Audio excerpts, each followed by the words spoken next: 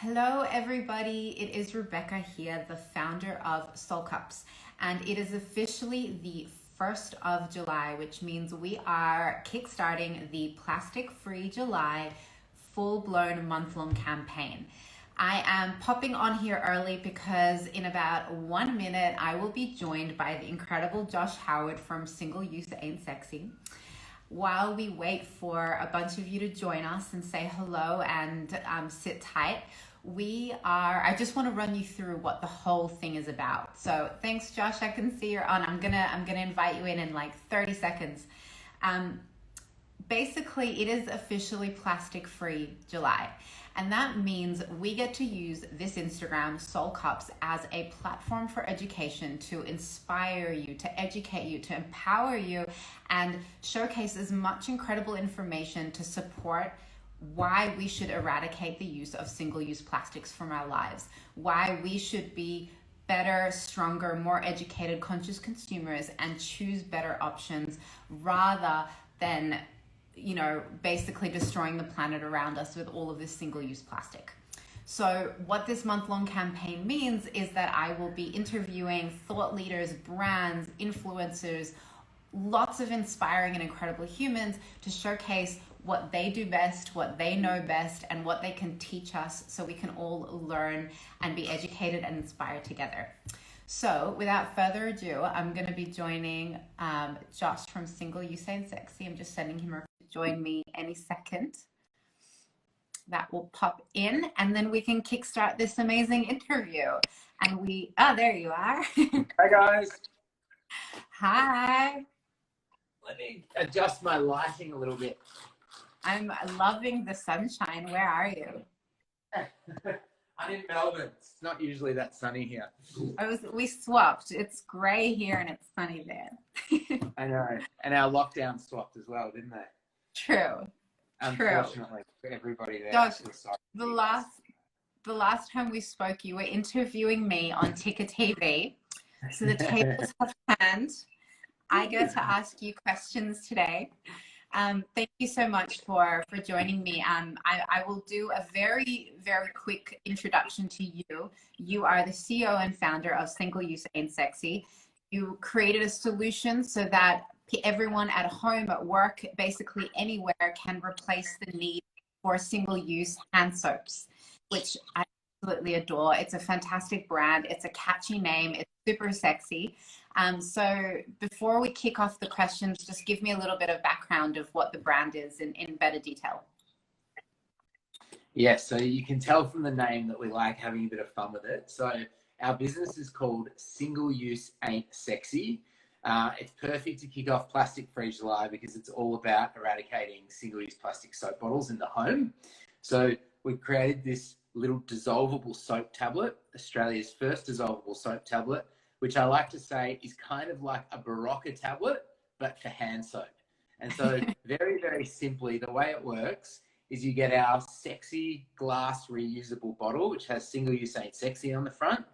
You fill it with tap water, you drop one of the tablets in, it dissolves, and then it comes out as this beautiful, thick, white foam, aloe-scented hand wash that you wash your hands with. So the whole idea is to really lean into the whole, donut economy and the circular economy. So you're not chucking plastic bottles out. So when you're done, instead of the bottle going into landfill or our oceans, you fill the glass bottle back up with tap water, drop another tablet in, and the whole cycle starts again. So one of these guys here will save up to 25 single-use plastic bottles from ending up in landfill each year. So I love it. I love it so much, and it's exciting. And we've just done a big crowd fundraise. So anyway, I can't wait to answer all your questions. I know. You're going to tell us all about that. Don't worry. I promise we'll talk about it.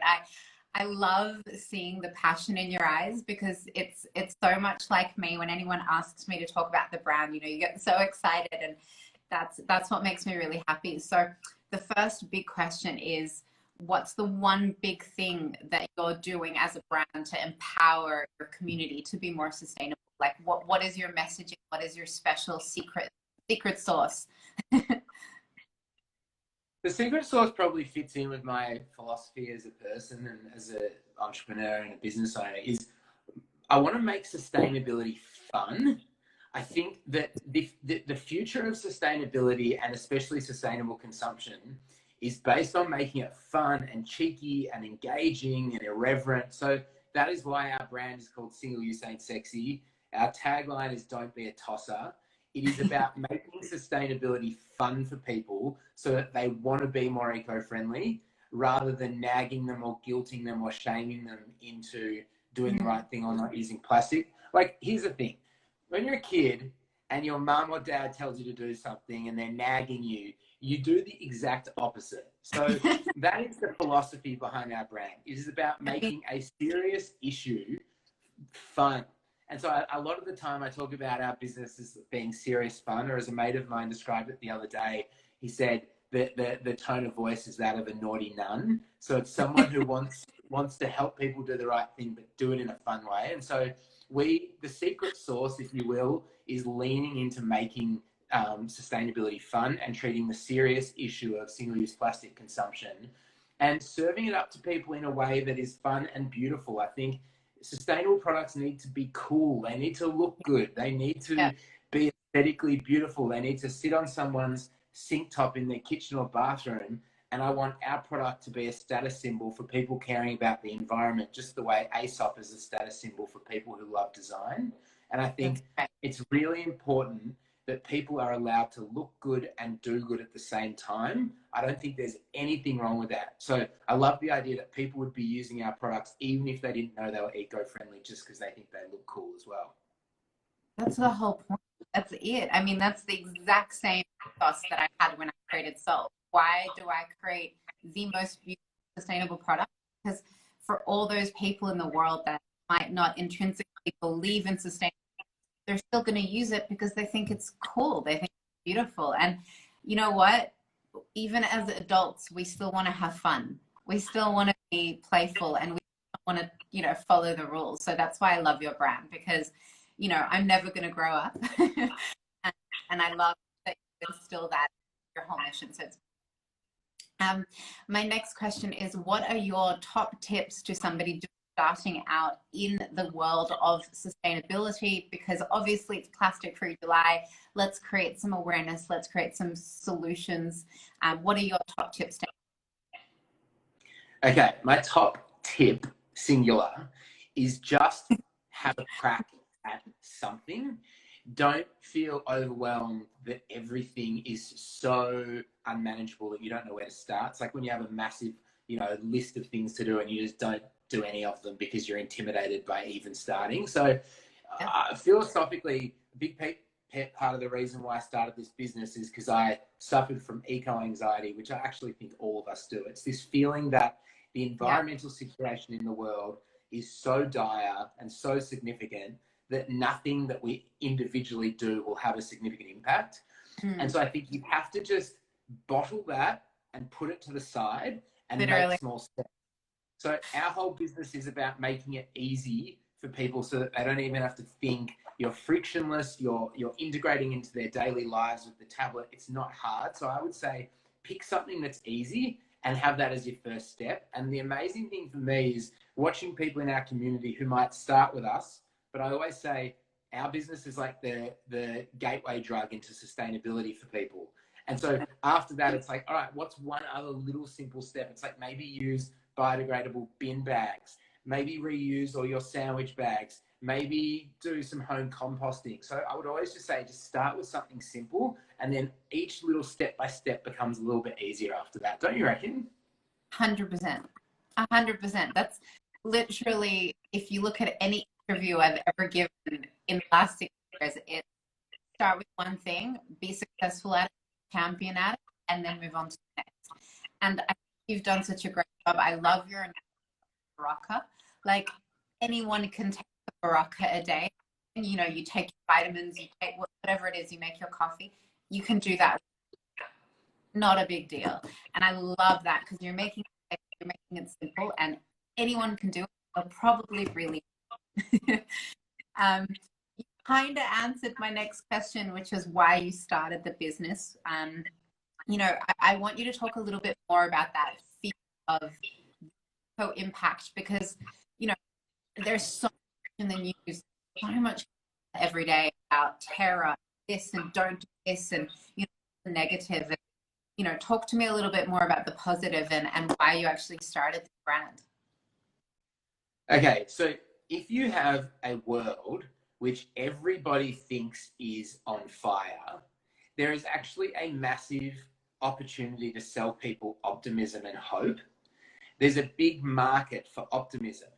And so it's about making people feel good rather than making them feel hopeless, because I know that I'm not going to make positive changes if I feel like the situation is so dire that I can't have an impact. And so the motivation behind starting the business was I was seeing all these plastic bottles under my kitchen sink and my bathroom sink, and that I was chucking out. I'm like, what am I doing? Like, why am I chucking all this stuff out all the time? And you know when you go away camping or on a weekend with friends, and at the end of the weekend you've got like all this rubbish, and you're like, wow, I can't believe we produced that. And so that's why I started it. Was trying to find easy, simple ways to integrate into people's lives to get them to stop using single-use plastic. I've always, for some reason, I don't know why, I've always been obsessed with products that you just add water to.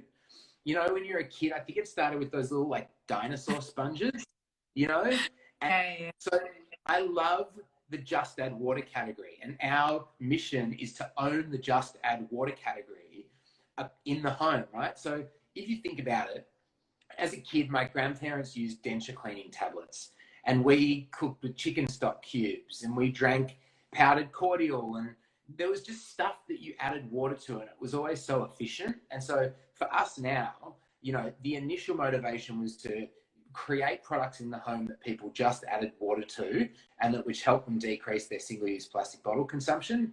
So obviously on the front end, that's really powerful. On the back end, not shipping water is helping people minimize their carbon footprint in the supply chain, because instead of a full container load of liquid-based products, we could have one pallet of the tablets.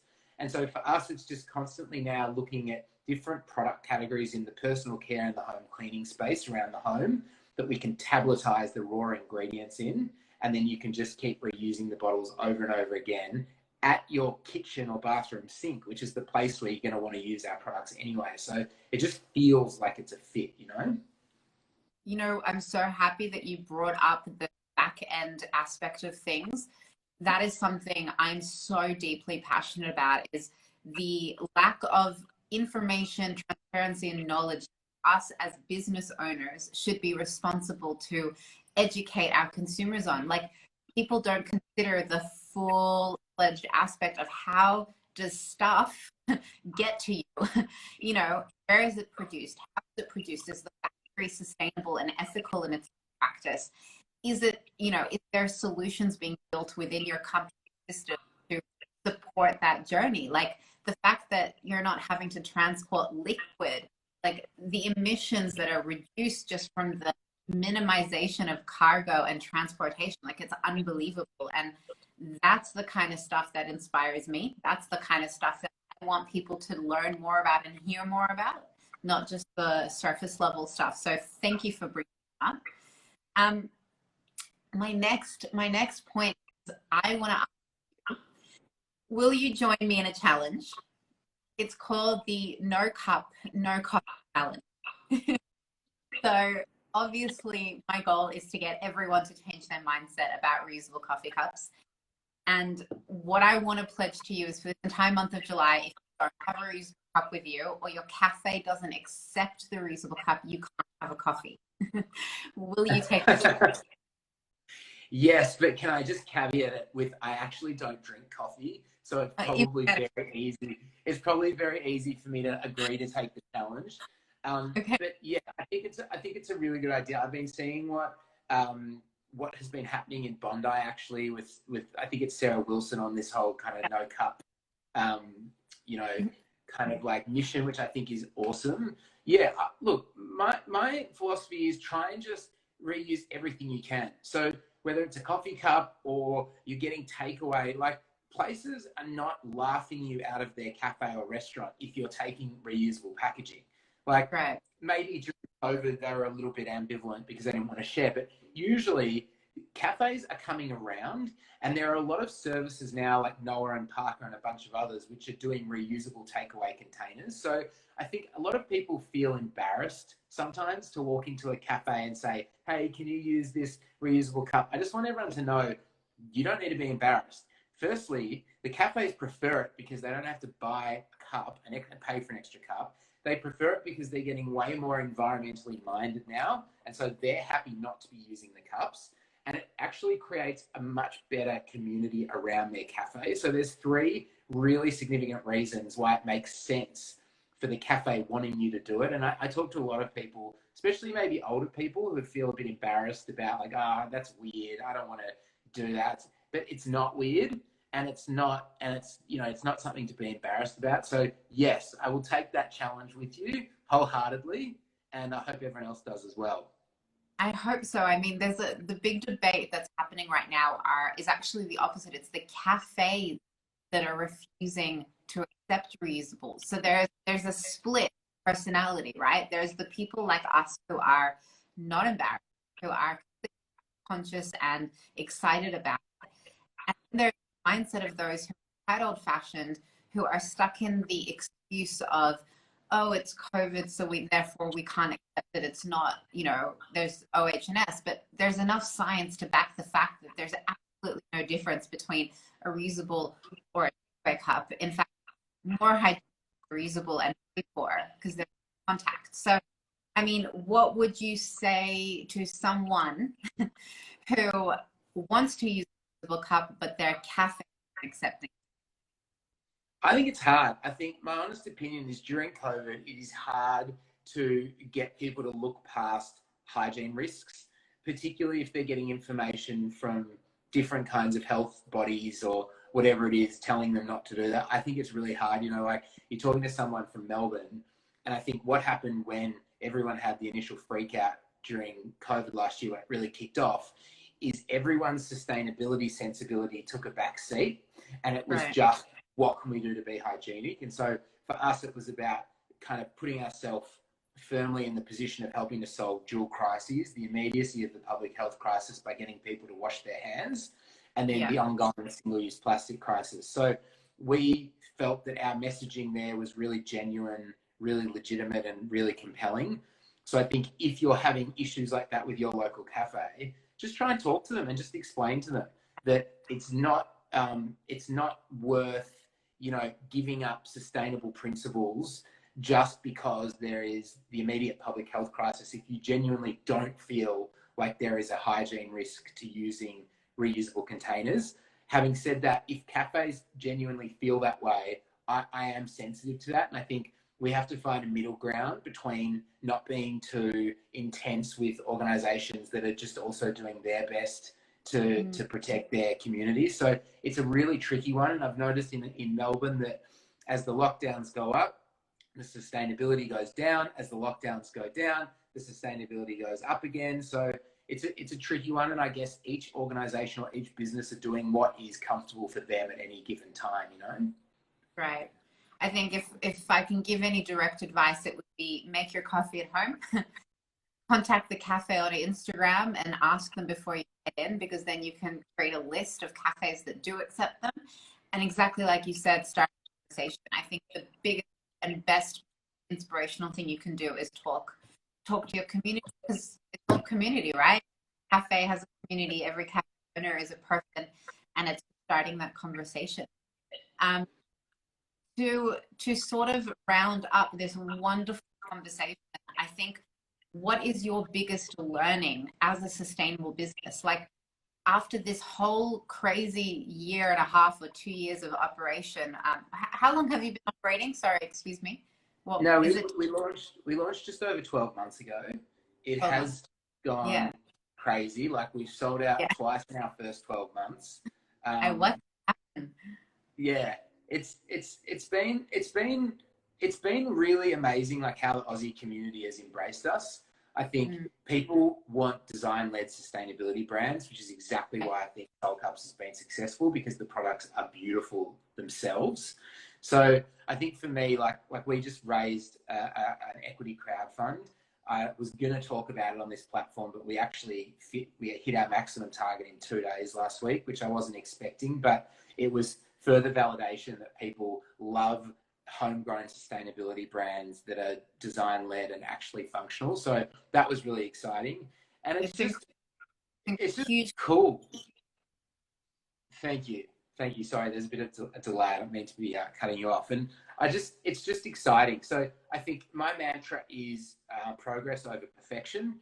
I think that if there is a lot of us doing maybe small incremental changes that makes a difference, rather than a small group of people doing absolutely everything perfectly. So that is very much the lane that I, as a person, as an entrepreneur, is playing in. I want to make sustainability fun and accessible to people. I want to make it easy. I want to make it affordable. Like our soap tablets are $3 each. And the last thing I want to do is bring out a sustainability product and then price people out of being able to access it. So I think for me, that's been the big lesson, is just trying to make sustainability accessible to people and just get them started on something, you know? Exactly. I think that's beautiful and a wonderful way to sort of tie it all together. And there are so many incredible little nuggets of gold in this conversation. And I really hope that we're going to turn this into an IGTV. We're going to share it with our sort of networks and pull out all of these pieces of information. Because, Josh, I think what you're doing is, I think it's so inspiring. I've loved watching your journey since we met. And I can't wait to watch what happens in the next 12 months for you. I think it's so inspiring. So if there's anything to share with our community, with the soulmate community, please do tell us where we can find you, the website and your Instagram handle, and anything that you can and share with our soulmates. Of course. So thank you for having me on, by the way. I like that last time you and I chatted was probably just after we launched the business. So I feel like this is a nice little full circle moment for both of us. You can find more about us at singleuseainsexy.com, or I would love for you to follow our journey on Instagram at singleuseainsexy, and a little sexy exclusive offer for the Soul Cups community, because of course it's the first day of Plastic Free July, that we're offering a little exclusive 20% discount off all our products for the Soul community. Wow. Use the discount code SOUL20, so SOL20, and you can try our products and get 20% off. That is stupidly generous. Josh, thank you so much. Such a beautiful conversation. I know we talk forever, but we like to keep these ones and sweet. I will leave that wonderful discount code in the comments for IGTV that will show up in a few minutes. Josh, you are incredible. Thank you so much. Good luck with everything, and let us stay connected. Awesome. Thanks so much. You too. And have a good Plastic Free July. Thanks for doing this. I love it, by the way.